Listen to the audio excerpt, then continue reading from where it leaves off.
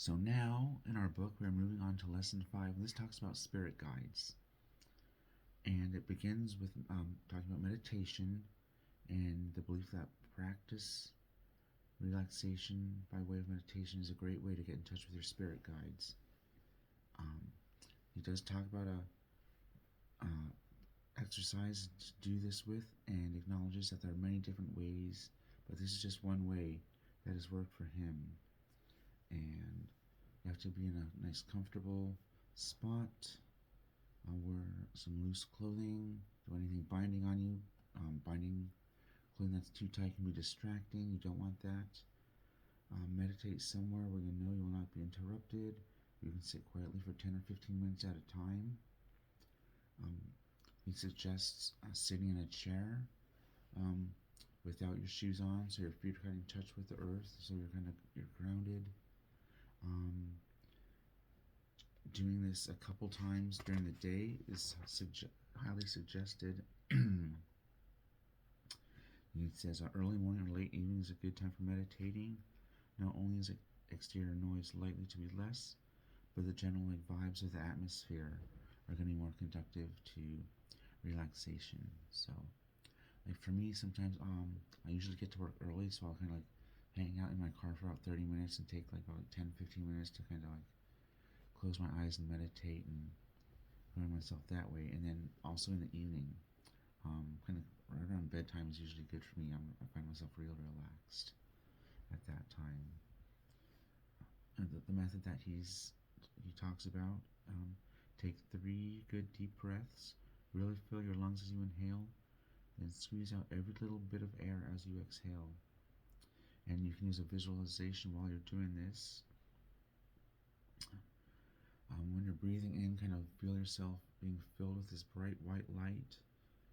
When you breathe out, you're forcing all that negativity out. You can focus on from your head down to your feet and forcing all that negative energy back into the earth.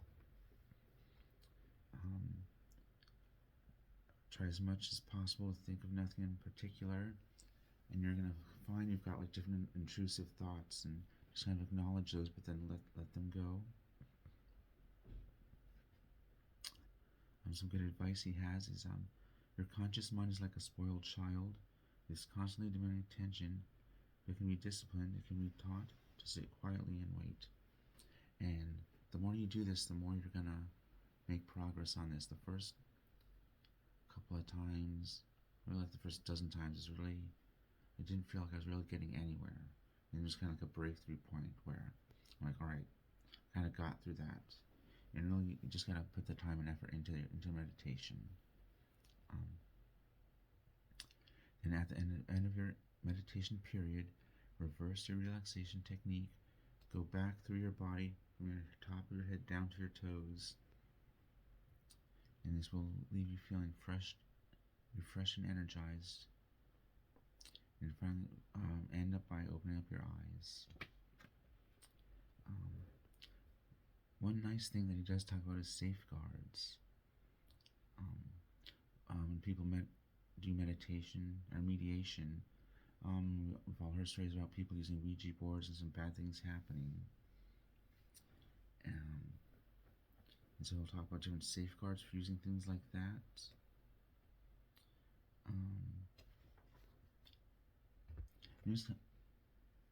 It's kind of contradictory a little, but a little odd, because I was reading this. He said, it should be remembered, however, that psychic ability on the astral level is as a light in a foggy street. But before that, he says, there's that. I'm often asked if psychic activity invites evil spirits. Accepting a reasonable and sensible approach to all such phenomenon, the answer is a positive no. But no sooner are those words out of his mouth than he says, it should be remembered, however, that psychic ability on the astral level is as a light in a foggy street.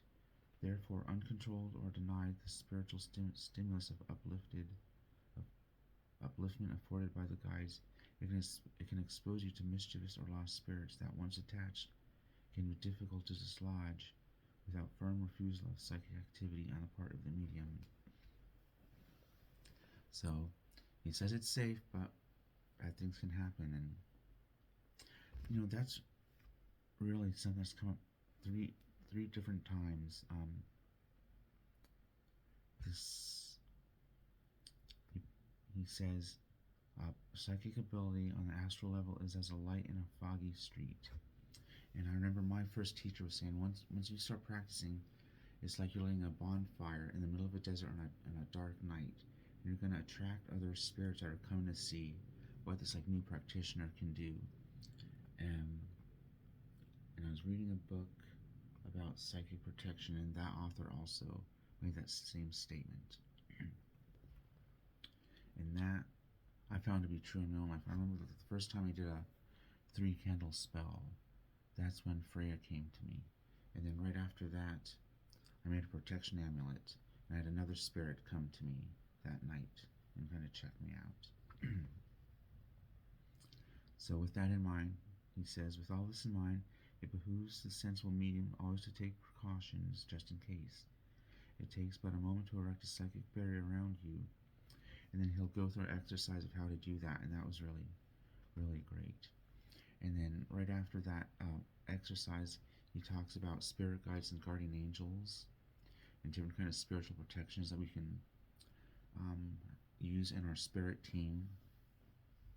The belief that human beings have spirit guides watching over them is found in many ages and many societies around the world.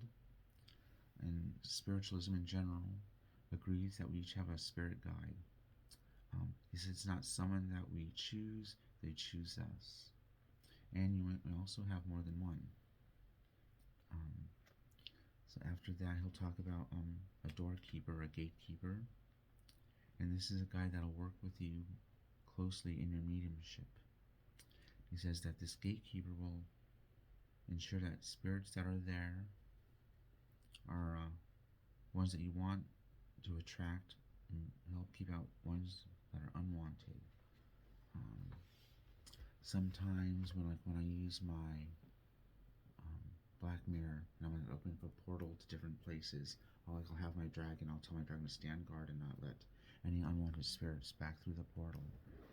Or sometimes I'll have Lilith do the same thing if I'm opening up a portal to her astral temple. And then, as he was just talking about different spirit guides and guardian angels, he also talks about doing a meditation journey so you can find out exactly who is your spirit guide and connect with them. And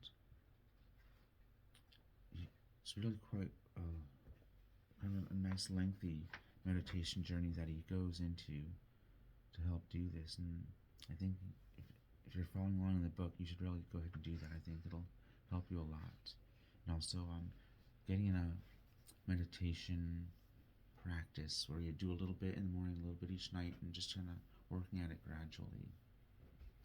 And so that is our book of the month, Raymond Bookland's Book of Spirit Communications.